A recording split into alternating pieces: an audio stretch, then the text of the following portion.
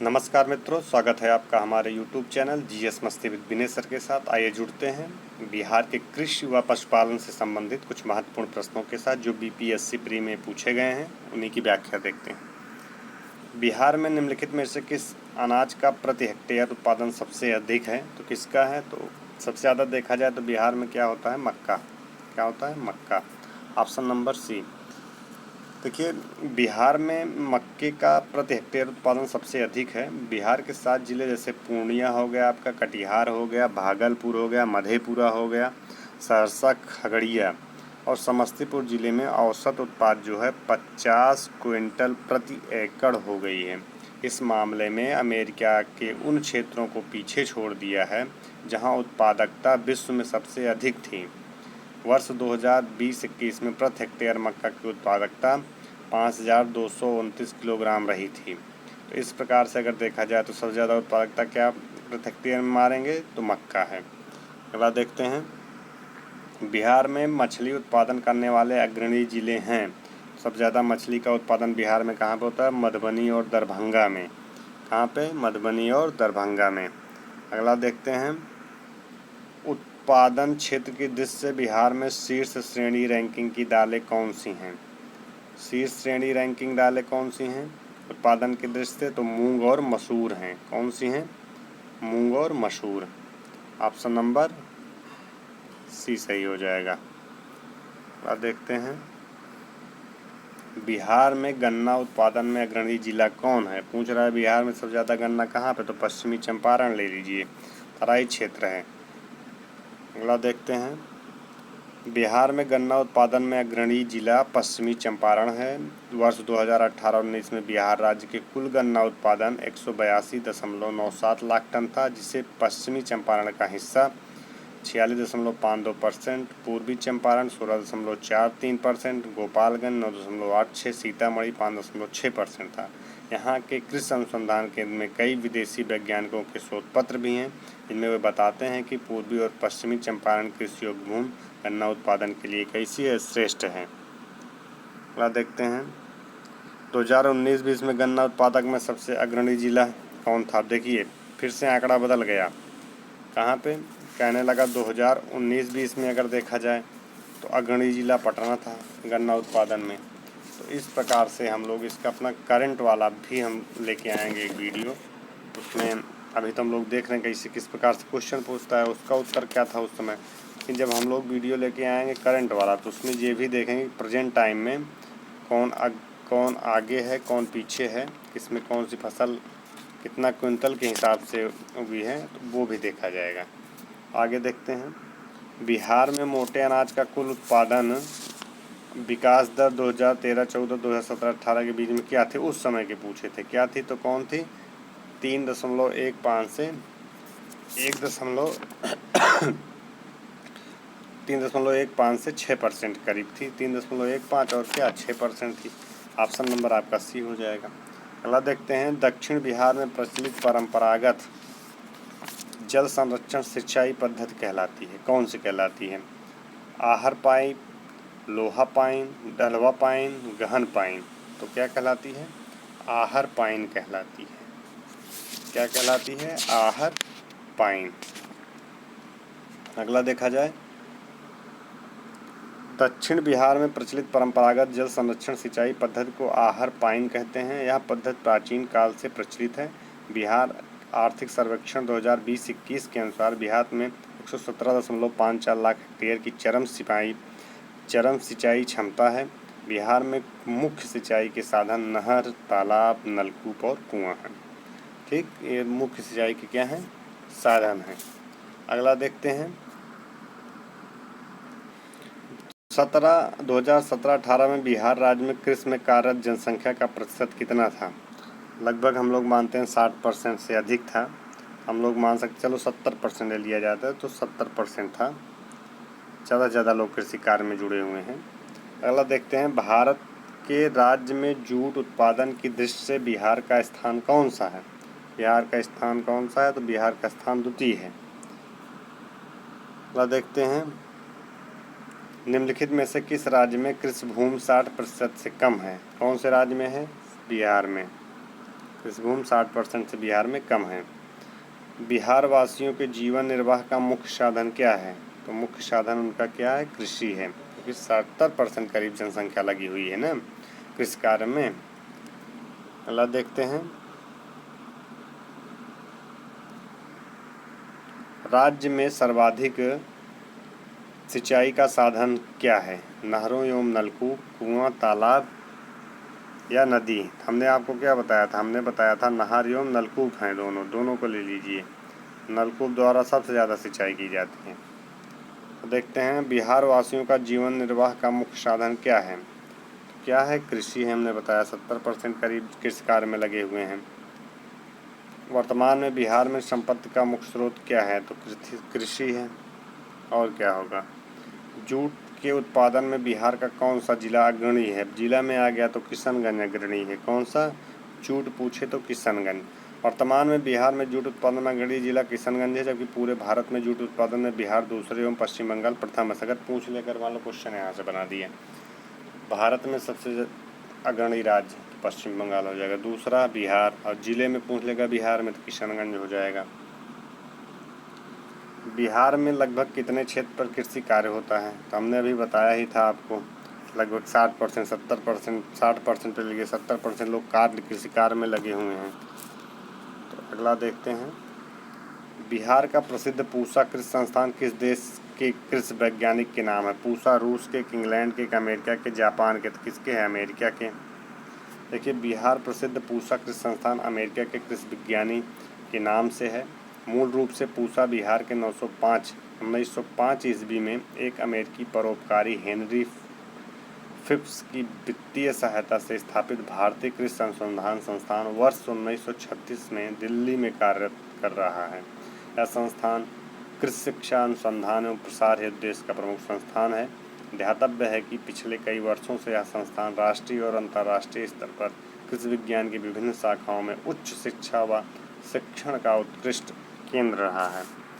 निम्न में से किस जिला में मखाने का उत्पादन नहीं होता? देखिए, समस्तीपुर दिया है, दरभंगा, मधुबनी, औरंगाबाद। तो मधुबनी वगैरह में होता है, केवल औरंगाबाद में नहीं होता है। तो ऑप्शन नंबर हमारा डी सही हो जाएगा। अगला देखते हैं, प्रश्नगत उल्लिखित जिलों में औरंगाबाद में मखाने का उत्पादन नहीं होता है। देश में उत्पादित मखाने में 80 से 85% अकेले बिहार में उत्पन्न होता है। अगर जो जितना हमारे देश में होता है उनमें सबसे ज़्यादा अगर देखा जाए मखाना तो बिहार में ही होता है। और बिहार में देखा जाए, अब जिलों का बात करते हैं, बिहार के मधुबनी और दरभंगा ज़िले में बड़े स्तर पर इसकी खेती होती है। मधुबनी और दरभंगा ज़िले में। ज्ञातव्य है कि वर्ष 2002 में राष्ट्रीय मखाना शोध संस्थान की स्थापना दरभंगा में की गई थी। यह भारतीय कृषि अनुसंधान परिषद के अंतर्गत कार्य करता है। कह रहे हैं राष्ट्रीय मखाना शोध संस्थान पूछ ले तो कहाँ पे है? दरभंगा में है। 2000 में स्थापना की गई थी। बिहार में सिंचाई के संबंध में निम्न में से कौन सा कथन सही नहीं है? पूरा पढ़ना पड़ेगा अब तो। बिहार के रोपित कुल क्षेत्रफल का लगभग 76% सिंचित है। बिहार, वो तो सही है। बिहार के कुल सिंचित क्षेत्रफल का लगभग 30% नहरों तथा 39% नलकूपों द्वारा सिंचित है। ये गलत है। नहरों द्वारा सिंचित सर्वाधिक क्षेत्रफल भोजपुर, औरंगाबाद, पश्चिमी चंपारण, रोहतास, मुंगेर जिले में मिलता है। ये भी सही है। नलकूपों द्वारा सिंचित सर्वाधिक क्षेत्रफल समस्तीपुर, सीतामढ़ी, बेगूसराय, मुजफ्फरपुर, गोपालगंज तथा खगड़िया जिले में मिलता है। ये सही है। इसमें कह रहा है कौन सा कथन सही नहीं है? तो ऑप्शन नंबर बी आपका नहीं सही है। अगला देखते हैं, प्रश्नकाल के दौरान बिहार की कुल सिंचित भूमि का लगभग 27% भाग नहरों से तथा लगभग 6% भाग नलकूप अथवा ट्यूबवेल से सिंचित किया जाता था। इस प्रकार विकल्प भी सही नहीं है। अन्य सभी विकल्प सत्य हैं। वर्तमान में नलकूप से 62%, ठीक, नहर से 31%, तालाब से 2% से सिंचित किया। अगर अब वर्तमान में चेंज कर दे भैया, वहाँ पे यहाँ पे आंकड़ा देखने मिल रहा है कि नहर से होती थी, लेकिन अगर वर्तमान में देखा जाए तब 62% नलकूप से होगी। इसलिए मैं बताया हूँ सब ज़्यादा नलकूप नहीं तो उधर नलकूप बताते थे सर, और इधर कहाँ से ये हो गया। तो क्वेश्चन को ध्यान में रख के कब किस टाइम का क्वेश्चन है, इस तरह ध्यान दीजिएगा क्वेश्चन पे। बिहार के विविध भौगोलिक पक्षों के संबंध में निम्नलिखित कथनों पर मनन कीजिए। बिहार के घरेलू उत्पादन में कृषि का योगदान लगभग 67% है। बिहार में रेशम उत्पादन 1,50,000 से अधिक लोगों को स्वरोजगार प्रदान करता है। बिहार में प्रतिवर्ष लगभग 47 लाख एकड़ भूमि बाढ़ग्रस्त हो जाती है, जबकि 10 लाख एकड़ सदैव जलाक्रांत बनी रहती है। बिहार के 85 से 90% ग्रामीण परिवारों में प्रत्येक के पास 5 एकड़ की जमीन कम जमीन है। तो ऑप्शन नंबर सी आपका सही होगा, दूसरा और तीसरा देख लीजिएगा अपना।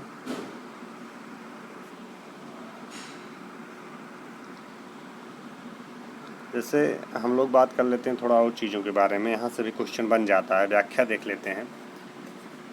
प्रश्नकाल के दौरान क्या कह रहा है, बिहार के जीडीपी में कृषि का योगदान कितना था, 47.41% था कृषि योगदान में, जबकि लगभग 47 लाख एकड़ भूमि तात्कालिक रूप से बाढ़ से प्रभावित थी। अतः विकल्प 2 या 3 सही हैं, अन्य विकल्प सही नहीं है। वर्ष 2021 के बारे में देखा जाए, बिहार के सकल घरेलू उत्पाद कृषि योगदान लगभग 19% है। कितना? 19% है। वर्तमान आंकड़ों के अनुसार बिहार की कुल जनसंख्या 77% कृषि क्षेत्र में लगी हुई है, संलग्न है। वर्तमान में देखा जाए तो बिहार में कुल सिंचित क्षेत्र 5.446 मिलियन हेक्टेयर हैं। बिहार में 82.9% सीमांत कृषक हैं, तो 99.6% छोटे किसान हैं। सोचिए, बिहार के कुल श्रम शक्ति में कृषि श्रमिकों का अनुपात कितना है, 48.18 है। अगला देखते हैं, बिहार के कुल श्रमिक में कृषि श्रमिकों का अनुपात 44.6 अब हो गया है। ठीक, कितना वर्तमान आंकड़ों के अनुसार क्या हो गया, 44.6 हो गया है। क्या 44.6, पहले क्या था 48.18 था, 44.6 हो गया है। जी ध्यान दीजिएगा। अगला देखते हैं, अंग्रेजी शासनकाल में भारत का कौन सा क्षेत्र अफीम उत्पादन हेतु प्रसिद्ध था, तो भैया बिहार प्रसिद्ध था। अगला देखते हैं,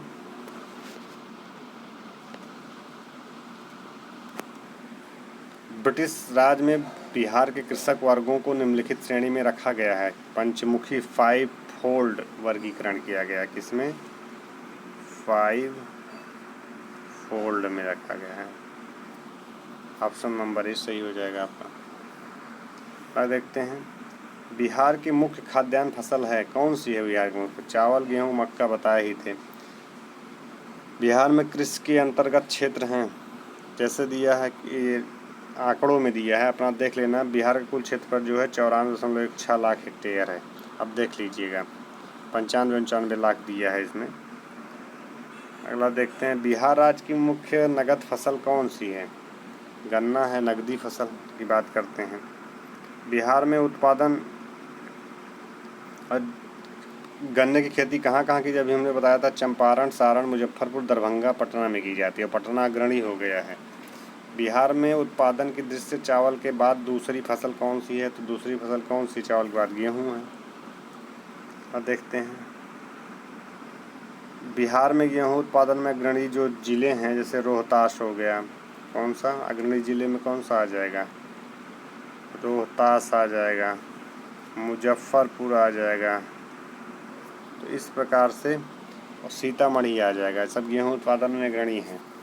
मक्का का स्थान तीसरा है।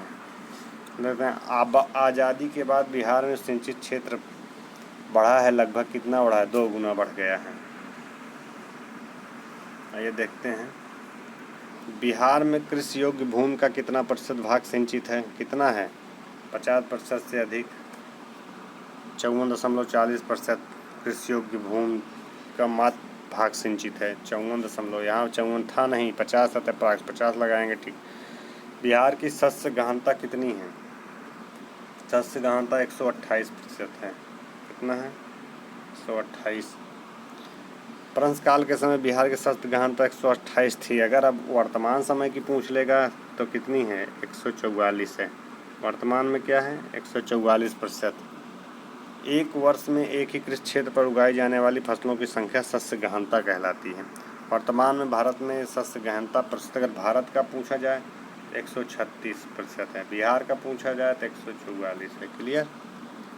देखते हैं, बिहार की सिंचाई क्षमता अंततः कितनी है? 89.20 लाख हेक्टेयर है। अब कितनी हो गई है वर्तमान में बिहार की? अगर देखा जाए कृषि योग्य भूमि का मात्र 4.40% भू क्षेत्र संचित है। उस क्षेत्र की पहचान करें जहां से यूरोप वासियों को सर्वोत्तम सोरा और अफीम प्राप्त होती थी। बिहार से यूरोप वासियों को सर्वोत्तम अफीम और सोरा की प्राप्ति बिहार से होती थी। सोरा का उत्पादन बंगाल में भी प्रचुर मात्रा में होता था। यहाँ पर व्यापार करने वाले यूरोपियों में मुख्य रूप से पुर्तगाली, डच, अंग्रेज एवं फ्रांसीसी थे। तो इस प्रकार से हम लोग बिहार की कृषि के बारे में पढ़ रहे थे। अभी तक जो 30-35 क्वेश्चन आए हुए थे उनको देखा गया, और मैं PDF आप लोगों के पास पहुंचाने की पूरी कोशिश करूंगा, बना के आपको कहीं ना कहीं टेलीग्राम से जोड़ के अपने यूट्यूब में लिंक दे करके आपके पास PDF पहुंचेगी। आज पहुंच सकती है या कल तक पहुंच सकती है, इसके लिए आप परेशान मत होइए। आप इसे देखिए और इसकी व्याख्या को देखिए, हम आपके पास PDF पहुंचा देंगे। ठीक, धन्यवाद मित्रों। फिर से मिलते हैं अपना दूसरे वाले वीडियो में, तब तक के लिए धन्यवाद मित्रों।